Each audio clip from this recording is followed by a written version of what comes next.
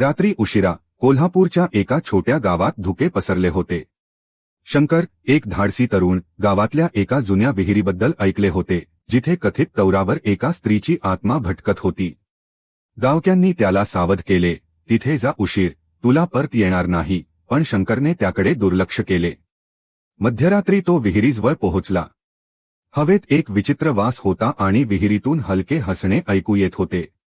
त्याने टॉर्च लावला तेव्हा त्याला एक पांढऱ्या साडीत स्त्री दिसली. तिच्या हातावर खुनाचे डाग होते.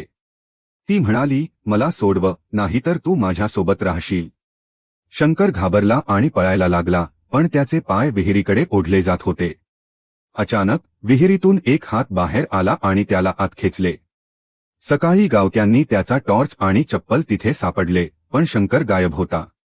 गावकरी सांगतात की ती स्त्री, जी विहिरीत गेली होती, आता प्रत्येक जिज्ञासूला आपल्या सोबत घेते. रात्री धुक्यातून अजूनही तिचा हसण्याचा आवाज येतो. आता तू माझा आहे.